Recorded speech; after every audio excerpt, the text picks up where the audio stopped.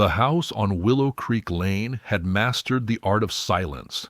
It wasn't merely an absence of noise, but a deep, settled quiet, the kind that sinks into the floorboards and dusts the furniture, a tangible presence in every empty room. For Elias Thorne, that silence had been his only companion for 5 long, desolate years. He had learned its different textures, its unique vocabulary, the hollow echo of his own footsteps on the hardwood floors, the mournful sigh of the wind against the window panes, the patient, phantom ticking of a grandfather clock that had been still for half a decade. 5 years to the day since his wife, Lena, had walked out for her morning stroll, a light jacket draped over her arm, and vanished from the world, leaving behind only a half-empty cup of coffee and a silence that screamed louder than any argument ever could. Tonight, the anniversary felt heavier. The air was thick with memory. Elias traced the rim of a wineglass, watching the dust motes dance in the sliver of moonlight cutting through the living room. The police had called it a cold case, made whispered theories of a new life, a secret lover, or a tragic accident in the dense woods bordering their property. Elias believed none of it. He knew Lena, and he knew their love. It wasn't the kind you simply walked away from. He sighed, pushing himself up from the armchair. It was time for the ritual he'd performed every night for 1,826 nights. Check the locks, turn off the lights, and climb the stairs to an empty bed. But when he reached the bedroom, he stopped dead. The silence was broken, not by a sound, but by an object. There, on the stark white of his pillow, sat a small wooden bird, intricately carved, its wings half spread as if caught mid-flight. His breath hitched. It was Lena's. She had been carving it the week she disappeared, a tiny, perfect wren. He had torn the house apart searching for it, this last piece of her, but it was gone. Now it was here. His heart hammered against his ribs. He scanned the room. The window was locked. The door had been shut. There was no explanation. He picked it up, the wood smooth and cool against his trembling fingers. It felt like a message, but from whom? Or from what?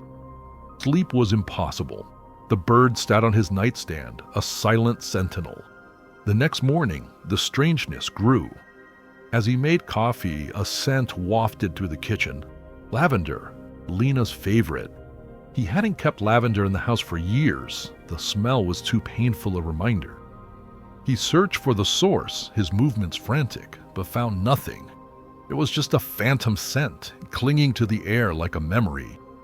Days turned into a week, and the house seemed to be waking from a long slumber. A book of poetry he hadn't touched in years lay open on the coffee table, turned to a page Lena had bookmarked. Faint whispers, like the rustle of silk, would drift from the empty hallway. Elias began to question his sanity. Grief, he knew, was a powerful hallucinogen. Then came the notes.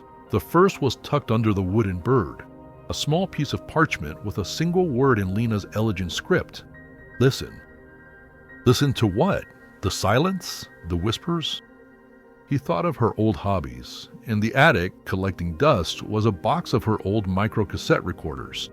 She used to record the sounds of the forest, birdsong, the creek, the wind.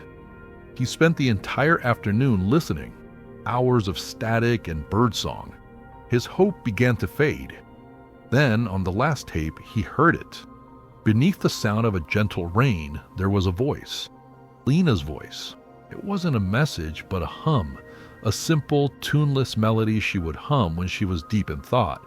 It was their signal, a private little song that meant, "I'm okay, just thinking." Goosebumps prickled his arms. The recording was dated the day before she disappeared. A few days later, another note appeared, this time on the kitchen counter. Garden. He rushed outside, his heart pounding with a mixture of terror and hope. He searched for hours, his hands raw from digging. Finally, behind the loose stone in the old garden wall, his fingers brushed against cold metal.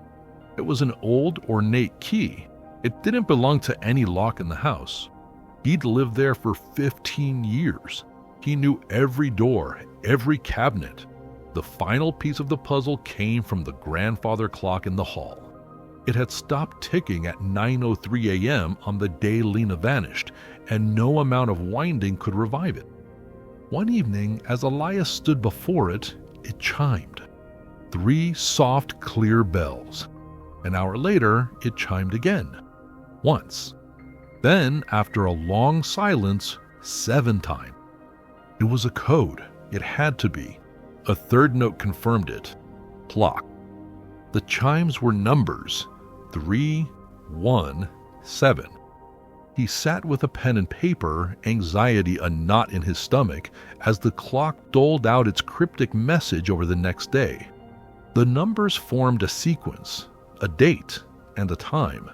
It was for the following night, October 24th at 1 p.m. Elias felt like he was standing on a precipice. Was this Lena's spirit reaching across the veil, or was someone playing a monstrously cruel game with his grief? He had to know. The key felt heavy in his pocket, a key without a lock. He wandered through the house, touching her things, her memory of physical presence beside him. He ended up in her workshop, a small sunlit room he'd kept locked for 5 years. He ran his hand along her old workbench, the surface scarred with the ghosts of past projects. His gaze fell upon a carving on the side of the heavy oak desk. It was a tiny wren, identical to the one on his nightstand, and just below it, almost invisible, was a keyhole. His hand shook as he inserted the key. With a soft click, a hidden panel swung open. Inside was not a ghostly relic, but a thick leather-bound journal and a stack of letters tied with a ribbon. He opened the journal. It was Lena's diary. As he read, the world he thought he knew tilted on its axis. Lena, his quiet, artistic Lena, was not just a carver of wood. She was part of a clandestine network, an underground railroad of sorts, that helped people escape dangerous, abusive lives and start over with new identities. She was a rescuer. The final entry was dated the night before she left. She was helping a woman escape a powerful, ruthless man. Something had gone wrong. They had been compromised. To protect the woman, and more importantly to protect Elias, Lena had to disappear too. She had to become a ghost, erasing her own life to save his. With trembling hands, he untied the ribbon on the letters. The first one began, "My dearest Elias, if you're reading this, it means I can finally come home." Tears streamed down his face as he read her words. She explained everything. The man she'd crossed was finally behind bars, his network dismantled. It had taken 5 years. 5 years of her living in hiding, watching him from afar, waiting for the day it was safe. The strange events weren't supernatural. They were her. A contact within the network, an old friend, had placed the bird, the notes, the key.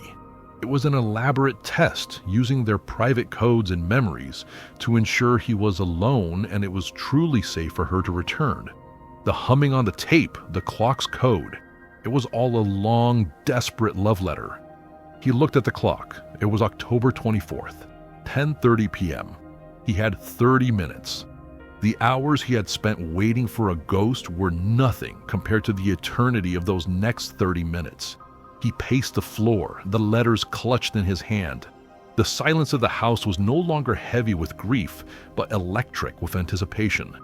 At exactly 11 p.m., a pair of headlights swept across the living room wall. Elias's heart stopped.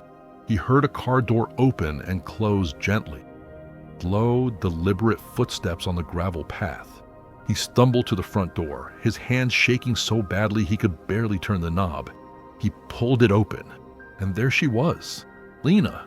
Older, with lines around her eyes he didn't recognize, and a few strands of silver in her dark hair, but it was her. Her eyes, full of 1,000 apologies and 5 years of unshed tears, met his. "Elias," she whispered, her voice rough with emotion.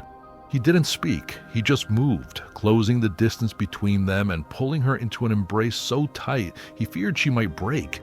He buried his face in her hair, and for the first time in 5 years, he smelled lavender. Not a phantom scent, but real, alive. "You came back," he choked out. She held him just as tightly. "I told you I would," she murmured into his chest. I had to listen for the rain to stop." The mystery of Willow Creek Lane was over. There was no ghost, no betrayal, no tragic end. There was only a love story, interrupted but never broken. As he led her inside, closing the door on the cold night, the house on Willow Creek Lane finally let go of its silence. It was replaced by the sound of quiet conversation, of two people finding their way back to each other. The house was no longer a tomb of memories. It was a home again, and it was finally, truly okay.